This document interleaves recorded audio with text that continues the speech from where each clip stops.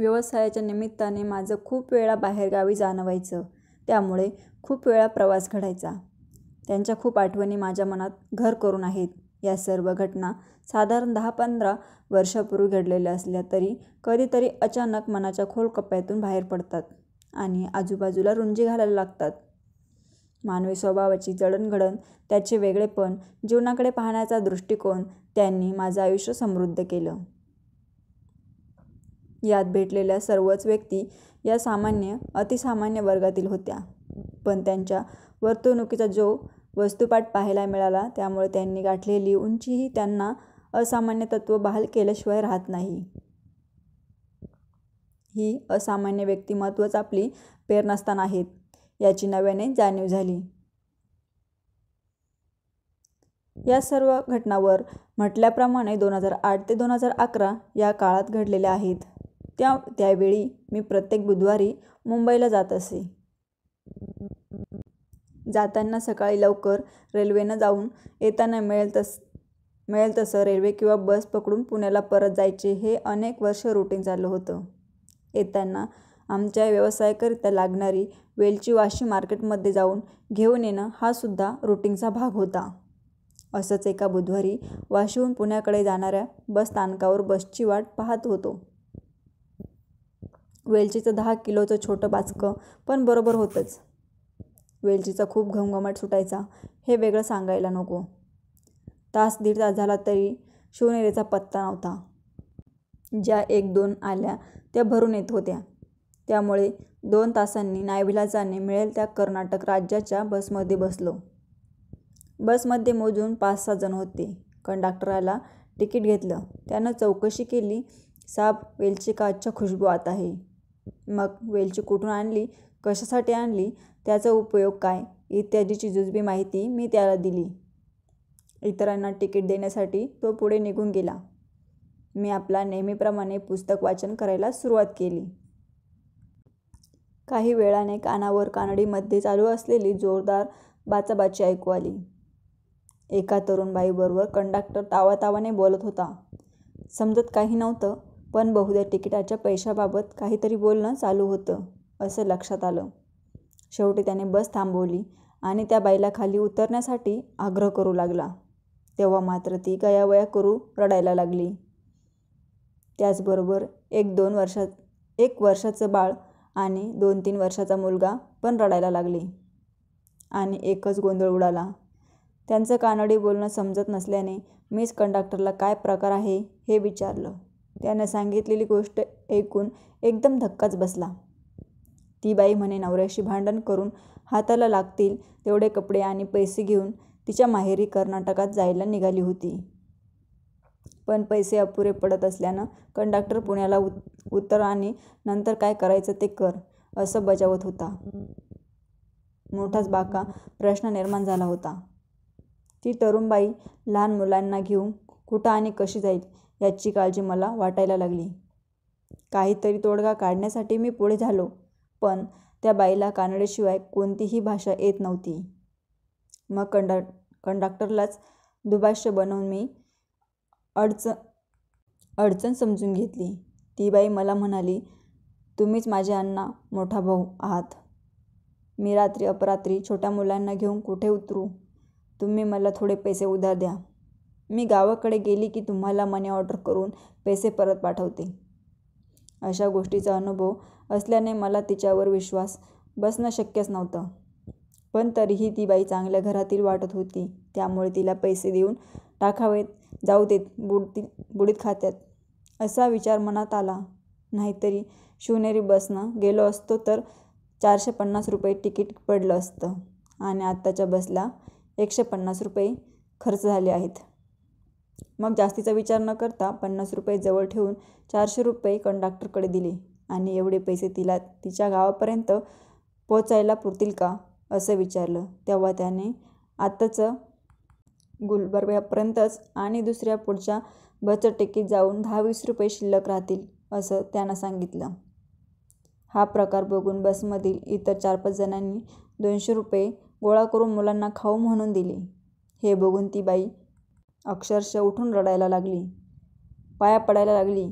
तुमचा पत्ता द्या मनी ऑर्डरने पैसे पाठवते असं म्हणायला लागली. पण मी नको म्हणून सांगितलं आणि गावाला गेलीस की नवऱ्याला बोलावून घेऊन भांडण मिटून टाक असा सल्ला कंडक्टर करवी दिला. कोथरूड आल्यावर मी उतरण्याआधी तिला जपून जा, मुलांकडे लक्ष दे असं सांगितलं आणि कंडक्टरला पण तसं बजावून तिला सकाळी तिच्या गावाकडे जाणाऱ्या बसमध्ये बसून देण्याची सूचना दिली. घरी गेल्यावर सुद्धा ती सुखरूप घरी पोचेल की नाही याची काळजी करत बसलो आणि एकीकडे तिला आपण मदत केली यासाठी स्वतःची पाठ थोपटून घेत राहिलो. अर्थात हे प्रकरण आठवडाभरात विसरून गेलो. माझं रुटीन चालूच होतं. 1.5-2 वर्ष पूर्ण झाली असावीत या घटनेला. नेहमीप्रमाणे वाशीच्या बस स्थानकात वेलचीचं बाचकं घेऊन उभा होतो. आज पुण्यात लवकर पोचायचं म्हणून मिळेल त्या पहिल्या बसनं जायचं ठरवलं होतं. नेमकी कर्नाटकची बस आली.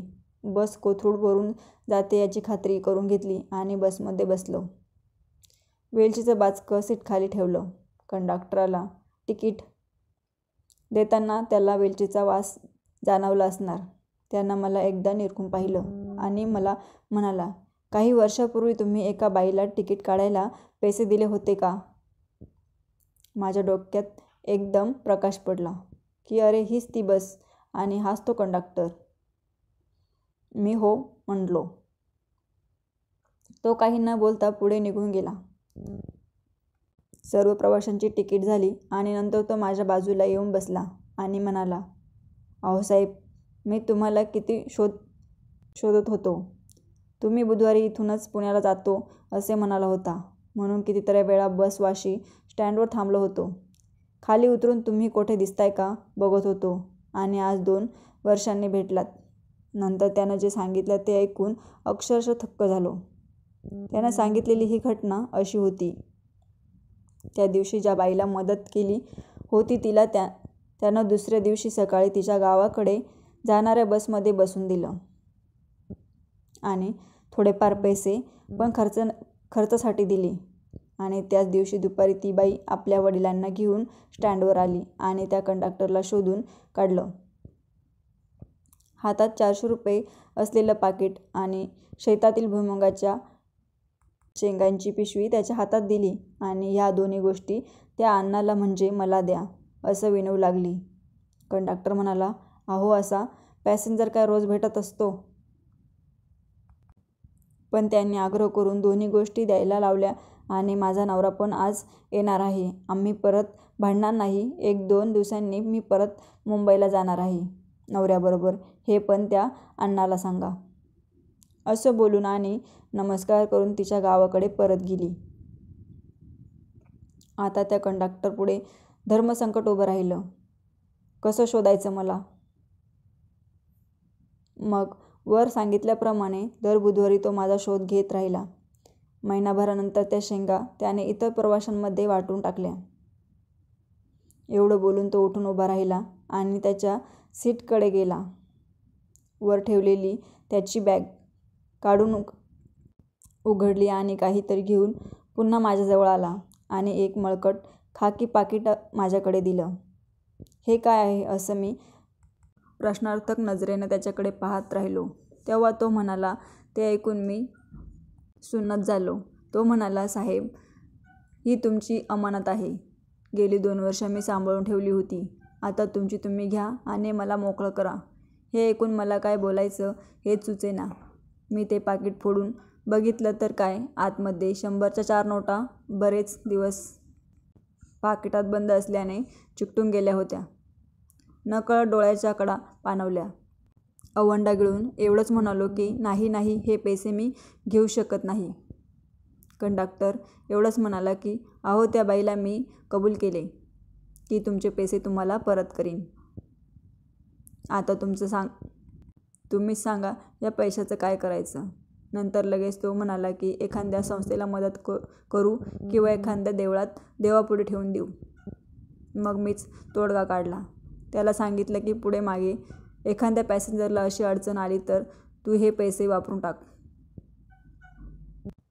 बोलेपर्यंत माझा थांबा आला म्हणून मी उतरण्याआधी त्या कंडक्टरला घट्ट मिठी मारली आणि आभाळ भरल्या डोळ्यांनी खाली उतरलो. त्या सुहृदय कंडक्टरचं नाव चिदानंद हेगडे, गुलबर्गा डेपो. त्यांचा फोटो त्यांनी काढूच दिला नाही किंवा मोबाईल नंबर पण दिला नाही. या गोष्टीला आता 10-15 वर्ष झाली. पण अजून माझा गोंधळ होतो की सचोटी आणि प्रामाणिकपणा जर उणे अधिक करायचा असेल तर तो कुणाचा करायचा.